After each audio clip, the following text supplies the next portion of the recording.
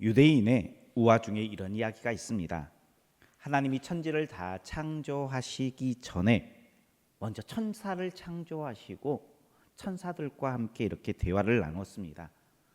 내가 세상을 창조하고 그 세상 가운데에 가장 으뜸된 피조물로 인간을 만들려고 하는데 어떻게 생각하느냐라는 질문이었습니다. 그때에 의의 천사가 대답을 합니다. 하나님, 인간을 창조하지 마십시오. 그들은 온갖 불의로 이 세상을 더럽힐 것입니다. 두 번째 천사인 거룩한 천사가 또 이렇게 이야기합니다. 하나님, 인간을 절대 창조하지 마십시오. 그들은 온갖 더러운 것들로 이 세상을 더럽힐 것입니다. 세 번째는 빛의 천사가 또 이렇게 대답합니다. 하나님, 인간을 창조하시면 안 됩니다. 그들은 온갖 더러움으로 이 세상을 더럽힐 것입니다. 그때에 긍휼의 천사가 대답합니다. 하나님, 인간을 창조하셔야 합니다. 인간을 창조하면 이 세상은 불의하고 더럽고 어두움 속에 잠길 수 있습니다. 그러나 그럼에도 불구하고 그들을 사랑하시는 하나님의 사랑을 나는 전하겠습니다. 그리고 모든 만물이 다 인간을 포기해도 하나님은 포기하지 않고 그들을 사랑한다는 사실을 나는 이 세상에 널리 전하겠습니다 라고 대답을 했다고 합니다. 어쩜 하나님께서는 우리 인간을 창조하시는 것이 손해처럼 느껴질 수 있습니다. 그럼에도 불구하고 하나님께서는요, 우리를 창조하셨어요. 또 하나님께서는 독생자 예수님을 이 땅에 보내심이 어리석은 방법이다라고 생각할 수 있었을지 모릅니다. 그럼에도 불구하고 하나님께서는 독생자 예수님을 이 땅 가운데에 보내주시어서 우리를 하나님의 자녀된 그 길을 열어주신 줄 믿으시길 바랍니다. 이렇게 하나님은요, 수많은 변수를 뒤로하고 우리를 사랑하셨어요. 그리고 지금도 여전히 우리 믿음의 백성들을 사랑하고 계시는 하나님이신 줄 믿으시길 바랍니다. 그런데 그러한 사랑을 하나님께서 우리에게 쏟아주셨는데 어리석은 우리들은 하나님의 사랑에 별 관심을 갖지 않습니다. 오로지 내 눈앞에 있는 내 앞에 있는 문제들만 더 크게 보이고 하나님은 아주 작은 한쪽 구석에 몰아놓고 있는 모습으로 많은 성도들이 신앙생활을 한다는 거예요. 그렇다면 우리 성도님들은 어떻습니까? 여전히 우리를 사랑하시는 하나님이 크게 보이십니까? 아니면 지금 나를 넘어뜨리려고 하는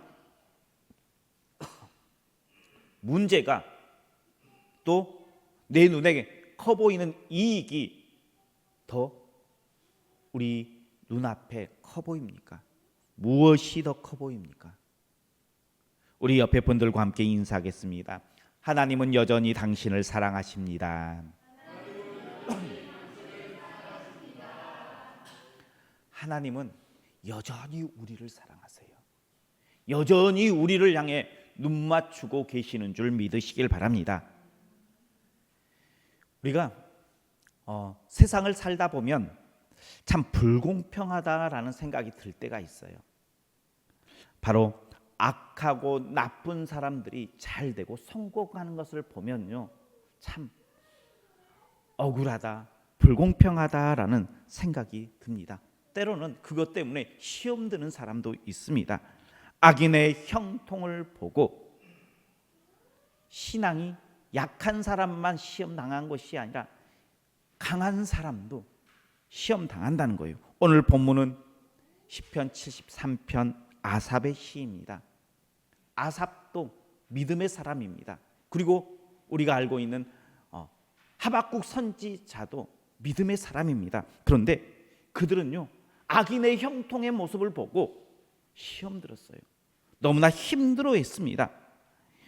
73편 2절에 보면 악인의 형통 때문에 어떻게 이야기하냐 그러면 나는 거의 넘어질 뻔하였고 나의 걸음이 미끄러질 뻔하였다라고 아삽은 고백하고 있습니다.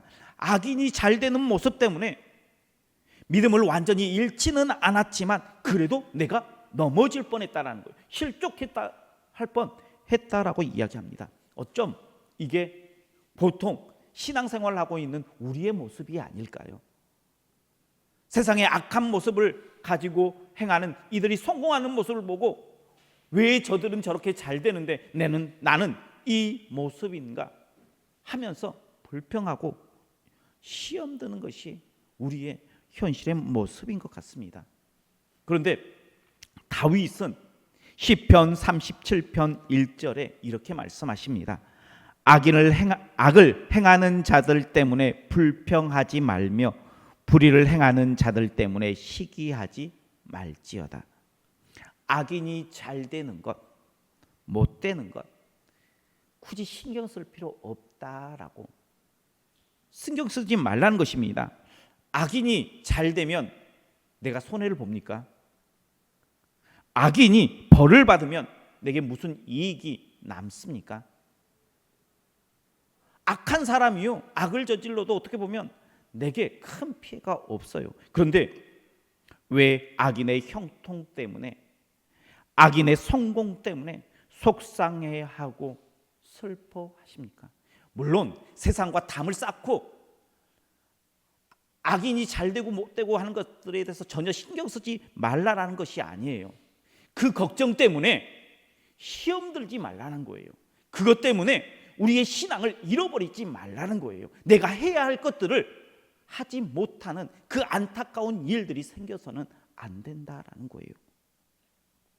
우리가 악인이 잘 되는 것을 보면서 슬퍼하고 근심하고 시험 드는 것이요 하루 이틀 일이 아닌 것 같아요. 세상을 보면서요 악인의 성공을 보고 많은 사람들이 한탄해합니다. 아마 우리 성도님들도 절대 악인이 성공해서는 안 된다라고 생각하며 또 그러한 것들을 보면서 실망할 때가 있을 거예요. 하나님께서는 그거에 큰 신경을 쓰지 말라라고 이야기하시는데 잘 돼요, 안 돼요? 잘 안 되는 것 같아요. 악인이 잘 되면 어떻게 보면 우리 마음 가운데의 시험거리들이 우리로 넘어지게 하는 요소들이 우리 안에 나도 저렇게 해도 되는가 저렇게 그 길로 가도 문제 없을까 하면서 시험 드는 경우들이 많다는 거예요. 그런데 그 문제의 답은 어디에서 찾아야 될까요? 우리가 시험 들지 않고 악인에게 좀 무디어지고 우리가 그 악인의 잘됨 때문에 넘어지지 않는 방법은 뭘까요? 아삽은 그러한 어려움, 악인들 때문에 고통당했던 그 모든 일들이요 성소에 들어갈 때에 해결이 되었다라고 고백을 해요. 17절에 보면 하나님의 성소에 들어갈 때에 그들의 종말을 내가 깨달았나이다 라고 이야기해요. 아삽은 성소에 들어갈 때에 악인의 종말을 깨달았다는 거예요. 악인의 형통이 아님을 알게 되었다는 거예요. 그 형통 뒤에 하나님의 심판이 있게 됨을 보았다는 것입니다. 잠자는 사람은요 언젠가는 반드시 깨어납니다. 그처럼 하나님께서 악인의 행포에 대해서 지금은 인내하고 있지만 인내를 그칠 때가 있다는 거예요. 그래서 그 악을 심판하실 때가 반드시 온다라는 사실을 성소에 들어가 보니까 느껴지더라는 거예요. 깨달아지더라는 거예요. 하나님 없는 지식, 하나님과 상관없는 재물, 그리고 그들의 가진 인기와 명성들 부러워할 필요가 없어요. 하나님께서는 결국 심판의 칼을 들어서 그들을 멸하신다라고 말씀하고 있다는 거예요. 중요한 것은 우리가 그것을 언제 볼 수 있다는 거예요? 성소에 들어왔더니 성전 하나님의 전에 들어왔더니 내가 그게 보이더라라는 거예요. 성전인 주의 보좌 앞에 나오면요, 단편의 한순간만은 보는 것이 아니라 전체를 볼 수 있는 영안이 열리게 될 줄 믿으시길 바랍니다. 우리의 인생은 단거리가 아니고요, 장거리 마라톤과 같은 인생입니다.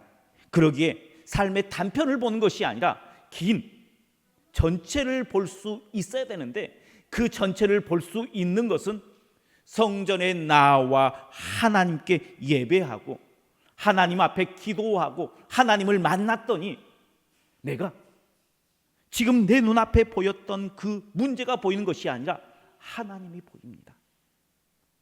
그리고 하나님 앞에선 내가 보입니다라고 이 아삽이 고백한 것입니다.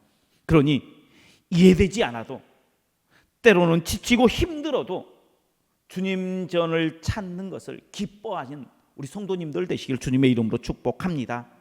그러니 예배의 자리 빠지지 마세요. 기도의 자리를 사모하십시오. 아삽이 성소에 나와 보았다는 거예요.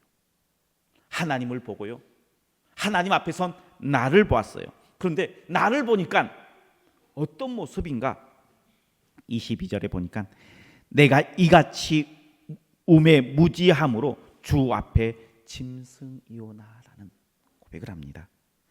잠시나마 악인의 형통을 원망했던 자신의 우둔함, 그것을 보았습니다.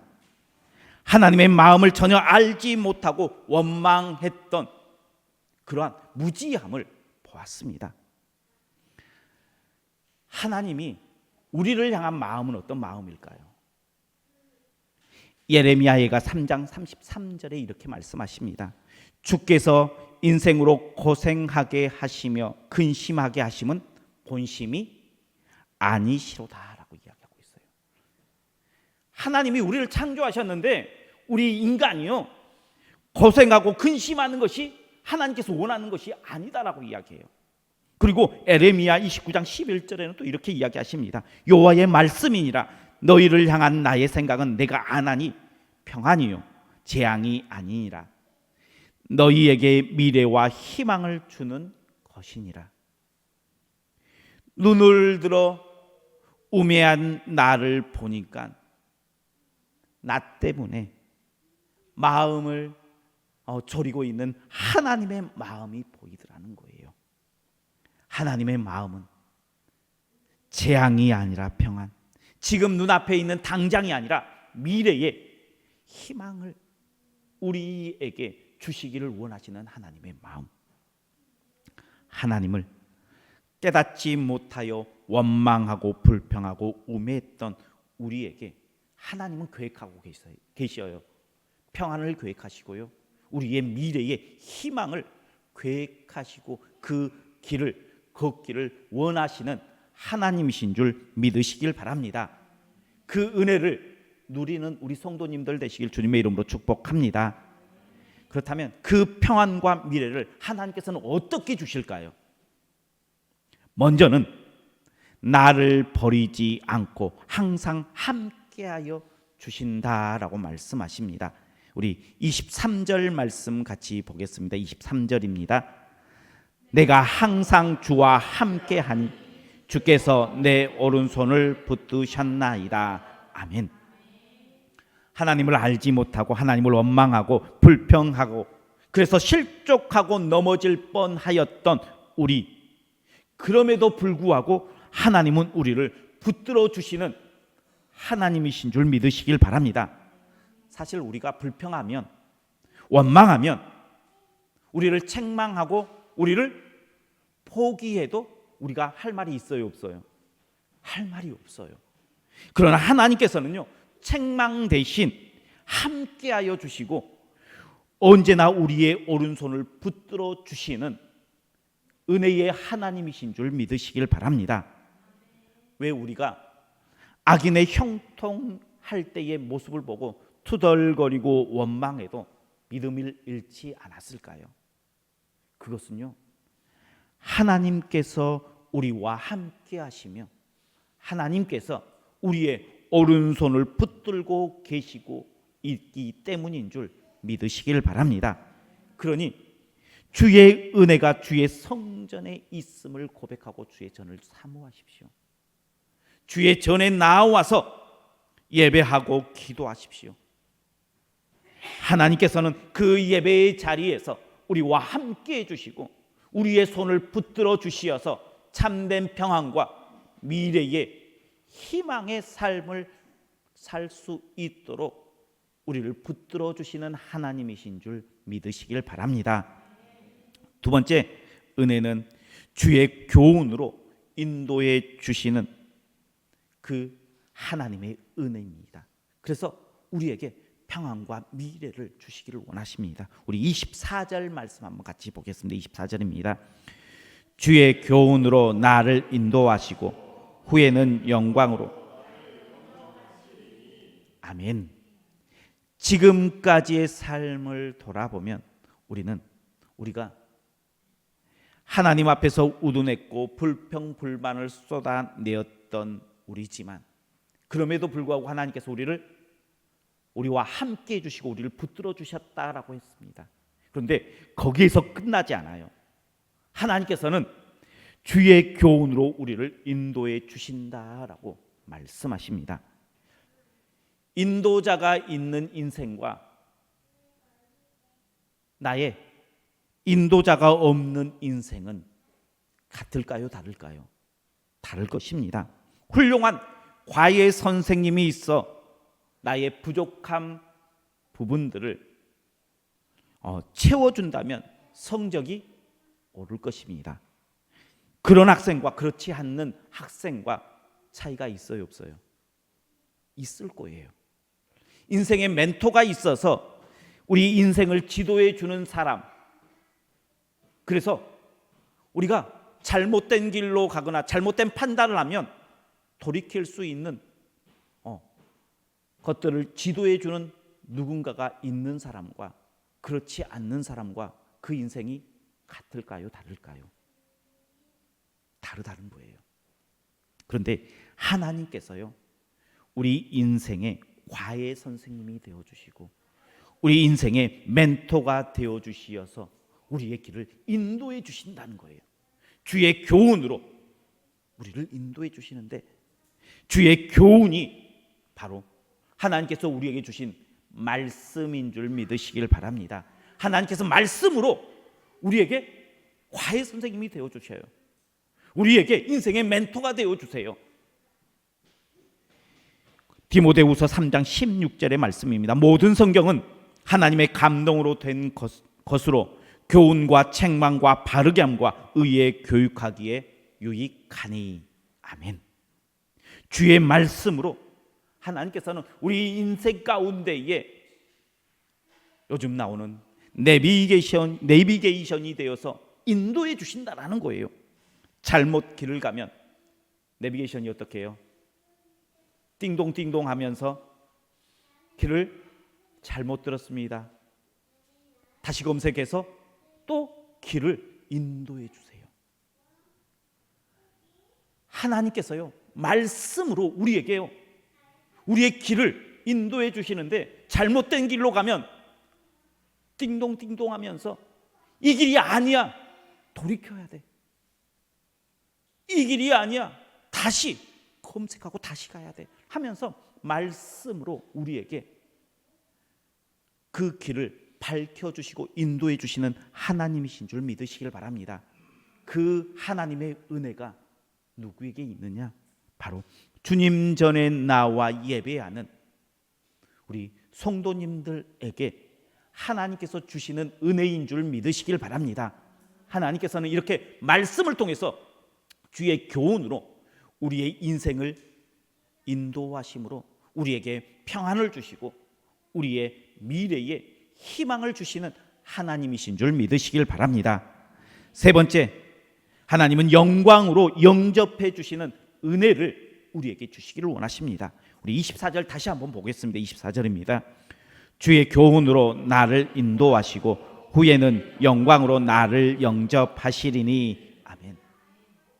우리가 이 세상의 삶을 마치는 그때, 선한 싸움을 다 싸우고 달려갈 길을 마치는 그때에 주님께서 영광으로 나를 영접해 주시기를 원하신다는 거예요. 요한복음 14장 3절의 말씀입니다.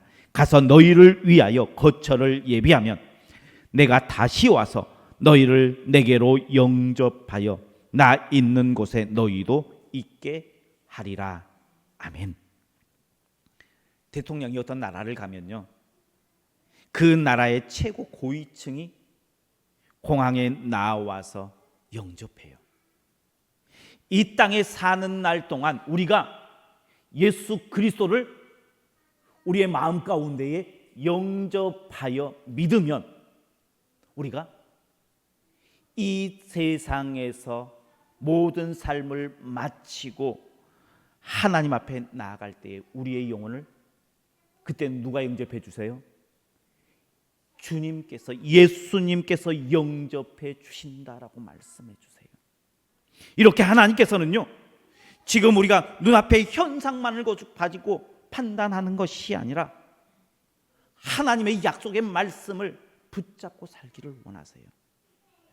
하나님께서는 우리를 영접해 주시기 위해서 기다리시는 하나님이신 줄 믿으시길 바랍니다. 그러니 지금 눈앞에 있는 것 때문에 아둥바둥 불평불만으로 사는 것이 아니라 하나님의 약속해 주신 평안과 미래와 그 희망을 품고 하나님 앞에 나아가는 우리 성도님들 되시길 주님의 이름으로 축복합니다. 성전에 나와 주님께서 예비해 놓으신 그 평안과 미래와 희망을 누리라 주님께서 말씀하세요. 오늘도 우리 성도님들에게 이렇게 말씀하세요. 내가 너와 끝날까지 함께하리라. 우리 함께 가자. 내가 말씀으로 너의 인생의 내비게이션이 되어 너를 인도해 줄게. 내가 후일 영광으로 너를 영접하기 위해서 내가 기다리고 있다는 사실 너는 절대 잊지 마. 하나님께서 지금 우리 성도님들에게 들려주시는 음성인 줄 믿으시길 바랍니다. 이 음성을 듣고 주님과 함께 그 한 걸음 한 걸음을 내딛는 우리 성도님들 되시고 우리 교회가 되기를 주님의 이름으로 축원합니다. 기도하겠습니다. 사랑이 많으신 하나님 감사합니다. 하나님께서 우리에게 주시기를 원하는 것은 평안이요 미래의 희망임을 말씀하십니다. 하나님께서 약속하신 그 은혜를 성전에 나와 예배함으로 기도함으로 하나님과 함께 하나님의 인도하심을 하나님의 영접하심의 그 은혜를 사모함으로 주를 바라보는 믿음의 백성들, 그래서 주의 은혜를 누리는 모든 성도님들 되게 하여 주옵소서. 예수님 이름으로 기도하옵나이다. 아멘.